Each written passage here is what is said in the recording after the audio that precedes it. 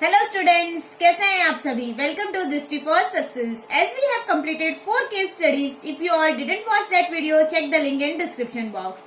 Today we will discuss case study number 5. This case study I have again taken from CBSE sample question paper for standard mathematics. We are doing this case studies revision because to see each and every aspect of this case study, that which level we can see in our exam.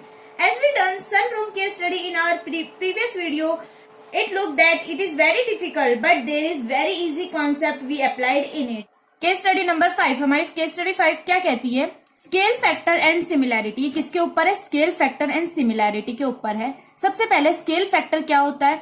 A scale drawing of an object is the same shape as the object but a different size. मतलब हमें suppose करो जयपुर का हवा महल है, हवा महल 10 kilometre में फैला हुआ है, ठीक है, लेकिन हम उसको पेपर में 10 किलोमीटर में ड्रॉ नहीं कर सकते। हम एक 1 मीटर की शीट में उस पूरे 10 किलोमीटर के हवा महल को बना देते हैं। तो इसमें ये क्या कहा हुआ है? Scale drawing of an object is the same shape. ये शेप तो सेम होगा हवा महल के जैसा, but a different size, but इनके साइज डिफरेंट होगी। ये 10 किलोमीटर में और ये कितने 1 मीटर के पेपर के अंदर है, ठीक है। The scale of drawing is a comparison of the length used on a drawing to the length it represent. हम क्या करेंगे? इस 10 किलोमीटर को इस 1 मीटर में ऑब्जर्व करेंगे। लाइक मैं बोल सकती हूँ 1 किलोमीटर को मैंने 1 सेंटीमीटर रिप्रेजेंट किया है, ठीक है। तो मतलब हम 1 सेंटीमीटर जहां पे भी स्केल देखेंगे मतलब क्या मानेंगे कि ये 1 किलोमीटर के बराबर का एरिया है। ये इसमें कहा है this scale is written as a ratio. इस स्केल को हम रेशियो में लिखते हैं। कैसे? The ratio of 2 corresponding side in a similar figure is called the scale factor, ठीक है। स्केल फैक्टर कैसे बोलते हैं? जो सिमिलर फैक्टर, जैसे हमने कहा 1 मीटर के पेपर में हमने हवा महल को बनाया है, एक्चुअली में हवा महल कितने किलोमीटर में? 10 किलोमीटर में है, ठीक है। तो इसका रेशियो क्या हो जाएगा? 1:10 हो जाएगा, ठीक है। Length of the image divided by corresponding length in the object, ये रेशियो हो जाएगा। If the one shape can become another using resizing them shapes are similar, ठीक है। ये शेप्स हमेशा क्या होंगे? सिमिलर। कितना भी हम रोटेट कर ले इनका शेप क्या होगा? एकदम सिमिलर होगा, क्योंकि हमने बनाया एकदम सेम फिगर है, बस हमने स्केल फैक्टर चेंज कर लिया, हमने स्केल चेंज कर लिया, हमें इसने छोटा बना दिया उसी इमेज को, और ये थोड़ा ब्रॉड एरिया के अंदर है, और उसी को हम किस में रिप्रेजेंट कर लेते हैं? रेशियो के अंदर रिप्रेजेंट कर लेते हैं। तो इसके अंदर ये बताया रोटेशन और टर्न। रोटेशन और टर्न मतलब हम अगर किसी फिगर को रोटेट करेंगे या टर्न करेंगे तो वो फिगर क्या होगा? सिमिलर होगा। लाइक हवा महल है, हम उसको रोटेट करके फिगर से देखेंगे और उस पेपर को भी हम रोटेट कर लेंगे तो दोनों फिगर क्या होंगे? सिमिलर होंगे। रिफ्लेक्शन और फ्लिप, अगर हम उसको रिफ्लेक्ट कर लेंगे मिरर इमेज या उल्टा करके देखेंगे तो भी उनका फैक्टर क्या होगा? सेम होगा, मतलब वो दोनों फिगर क्या होंगे? सेम होंगे। ट्रांसलेशन और स्लाइड, अगर हमको ट्रांसलेट कर देंगे या स्लाइड करके देखेंगे तो भी उनका वो फिगर्स क्या होंगे? सेम होंगे। So hence two shapes are similar when one can become the other after the resize. अगर हम किसी शेप को रिसाइज करें, फ्लिप करके देखें, स्लाइड या टर्न करके देखें, वो दोनों शेप क्या होंगे? सिमिलर होंगे, बस उनके साइज में डिफरेंस होगा। ये हमने स्केल फैक्टर के अंदर पढ़ा है। अब हम देखते हैं हमारा फर्स्ट क्वेश्चन क्या है। हमारा फर्स्ट क्वेश्चन दिया हुआ है a model of a boat is made on the scale of 1:4। एक मॉडल बनाया हुआ है, ये 1:4 में, मतलब मॉडल तो मॉडल 1 और ये इमेज एक्चुअल कितनी है? 4। The model is 120 centimetre long. Model तो 120 सेंटीमीटर लॉन्ग है। The full size of the boat has a wide width of 60 centimetre, और जो बोट की फुल साइज है उसकी विड्थ कितनी है? 60 सेंटीमीटर है। What is the width of the scale model? तो हमें स्केल मॉडल की विड्थ क्या है ये पता करनी है, ठीक है। तो हमें क्या पता करनी है? विड्थ पता करनी है किसकी? मॉडल की। हमारा रेशियो क्या है? मॉडल का रेशियो 1 है और एक्चुअल रेशियो 4 है। हमें विड्थ पता करनी है, तो जो पता करनी है उसी का रेशियो रखेंगे। तो एक्चुअल इमेज, ये हमारा क्या है? मॉडल का रेशियो है, और ये हमारा एक्चुअल का है। तो विड्थ भी हम ऊपर मॉडल की रखेंगे। मॉडल की विड्थ तो हमें पता करनी है तो उसको x मान लेंगे, और एक्चुअल विड्थ कितनी दी हुई है? 60 सेंटीमीटर। बस क्रॉस मल्टीप्लाई करेंगे और इस क्वेश्चन को सॉल्व कर लेंगे। 60 into 1 equals to x into 4। 4 multiply में वहां डिवाइड में हो जाएगा, तो 60 divided by 4 equals to x। 4 1 जा 4 एंड 4 5 जा, मीन्स एक्चुअल में मॉडल की विड्थ कितनी होगी? 15। एक्चुअल विड्थ हमारी 60 थी और मॉडल में वही विड्थ कितनी होगी? 15 सेंटीमीटर। स्केल हमेशा हम सेम लेंगे, ये सेंटीमीटर में दिया हुआ है तो ये भी किस में आएगा? सेंटीमीटर में ही आएगा, ठीक है। तो हमारा आंसर कितना हो जाएगा इसमें? 15 सेंटीमीटर। हमारा क्वेश्चन नंबर 2 है what will affect the similarity of any two polygons, दो पॉलीगॉन को सिमिलर प्रूफ करने में क्या इफेक्ट करेगा। दे आर फ्लिप्ड हॉरिजॉन्टली, अगर हम उनको हॉरिजॉन्टली फ्लिप कर दें तो सिमिलर ही होंगे दोनों figure. They are dilated by a scale factor, हम स्केल फैक्टर से उनको बड़ा या छोटा कर लें तब भी सिमिलर ही होंगे फिगर, बड़े छोटे करने से फिगर्स की सिमिलैरिटी नहीं खत्म होती, अभी हमने पढ़ा था। दे आर ट्रांसलेटेड डाउन, उनको थोड़ा सा डाउनवर्ड शिफ्ट कर दें तो भी अगर इनकी सिमिलैरिटी खत्म नहीं होगी, कोई इफेक्ट नहीं होगा सिमिलैरिटी पे।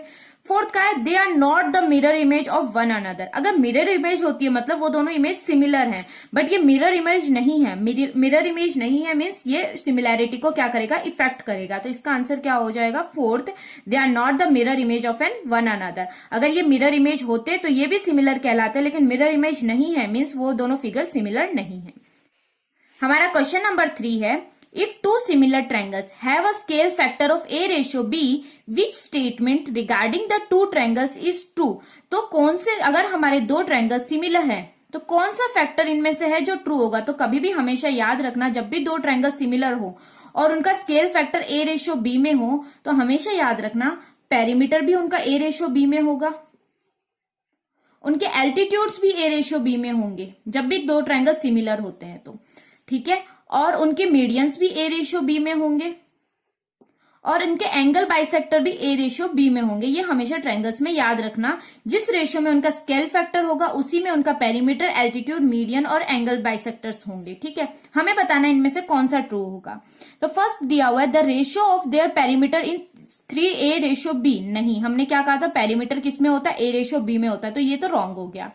सेकेंड है their altitude have a ratio A ratio B, हाँ सही है, एल्टीट्यूड A रेशियो B में ही होगा। नेक्स्ट ऑप्शंस भी पढ़ लेते। Median have a ratio A/2 ratio B, नहीं, ये भी किस में होना चाहिए, A रेशियो B में होना चाहिए। The angle bisector have a ratio A² ratio B², नहीं, एंगल बाइसेक्टर भी किस में होना चाहिए, A रेशियो B में होना चाहिए। तो इस तरह के कितने भी क्वेश्चन आ जाए तो आप कर सकते हो ये ऑप्शंस, कभी ट्रू भी पूछ सकते हैं और कभी इनमें से कौन सा फॉल्स है ये भी पूछ सकते हैं एग्जाम। हमारा क्वेश्चन नंबर 4 है, the shadow of a stick 5 metre long is 2 metre. एक स्टिक है, कितनी है, 5 मीटर की, और उसकी शेडो कितनी है, 2 मीटर, ठीक है। At the same time the shadow of a tree 12.5 metre high is, एक ट्री है कितना मीटर हाइट का है, 12.5 मीटर, तो उसकी शेडो हमें फाइंड करनी है, ठीक है। ये हमारे दो ट्रायंगल बन गए। पहले हम इन दोनों ट्रायंगल को सिमिलर प्रूफ करेंगे। सिमिलर प्रूफ करने के लिए हमें पता है ये एंगल और ये एंगल दोनों 90 डिग्री है, और ये एंगल सिमिलर होंगे। क्यों सिमिलर होंगे, एंगुलर एलिवेशन ऑफ सन, ठीक है, क्योंकि ये दोनों एंगुलर एलिवेशन ऑफ सन है, सन की शेडो से ये एंगल्स बन रहे हैं, ठीक है। तो ये दोनों एंगल हमेशा सेम होंगे। तो ए सिमिलैरिटी रूल से ये दोनों ट्रायंगल क्या हो गए, सिमिलर प्रूफ हो गए। अब हमें इसकी शेडो फाइंड करनी है। तो actual length of stick divided by shadow of stick equals to, यहां पे भी actual length of tree divided by actual shadow of tree हमें फाइंड करना है। क्रॉस मल्टीप्लाई करेंगे, 5x equals to 12.5 into 2, 5x equals to 25। तो x कितना हो जाएगा, 25 डिवाइडेड बाय 5 मीन्स 5 मीटर, ठीक है। यानी ट्री की शेडो कितनी आएगी, 5 मीटर आएगी। ये हमने जो फर्स्ट क्वेश्चन में कॉन्सेप्ट लगाया था उसी कॉन्सेप्ट से हमने इसको किया है, ठीक है, स्केल फैक्टर से, ठीक है। तो इसका आंसर कितना हो जाएगा, 5 मीटर।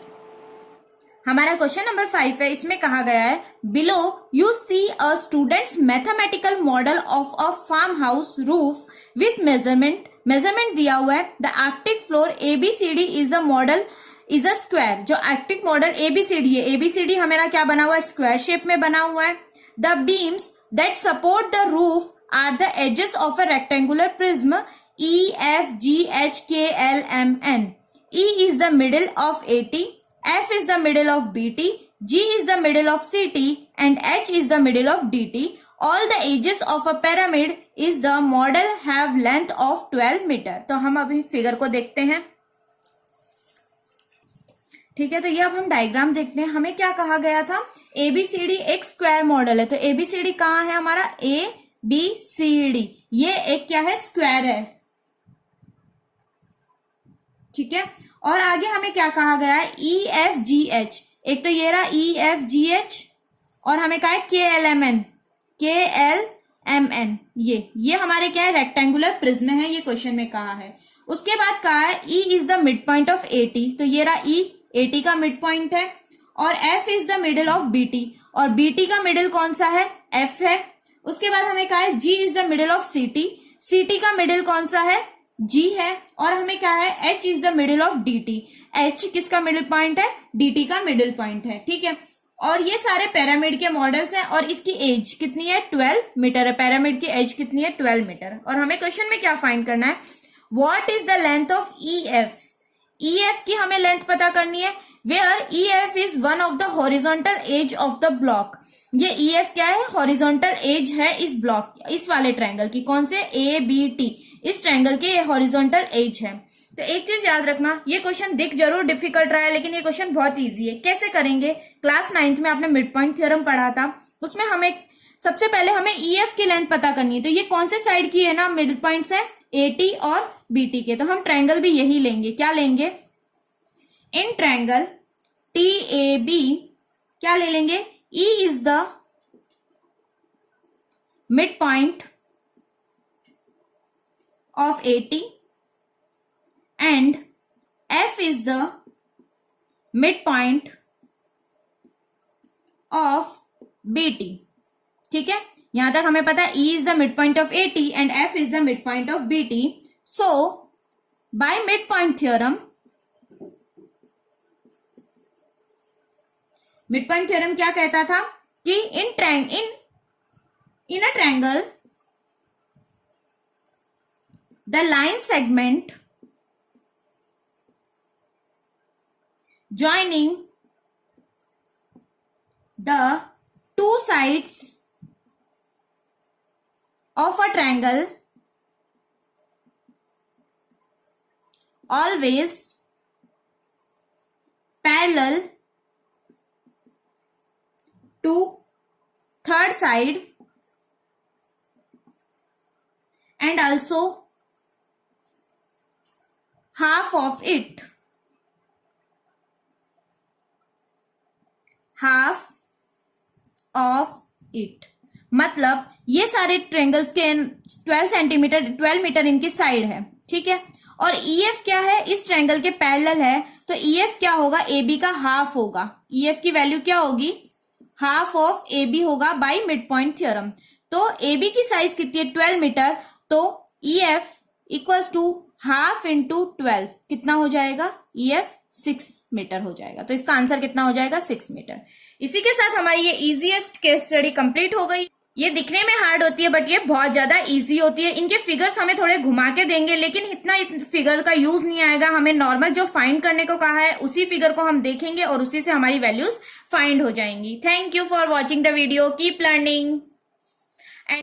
अगर चैनल को सब्सक्राइब नहीं किया, सब्सक्राइब जरूर कीजिएगा। वीडियो अच्छा लगे लाइक करना मत भूलिएगा। बेल आइकन पे भी क्लिक कीजिएगा जिससे आगे आने वाली सभी वीडियो की नोटिफिकेशन आपको मिलती रहे। Thank you.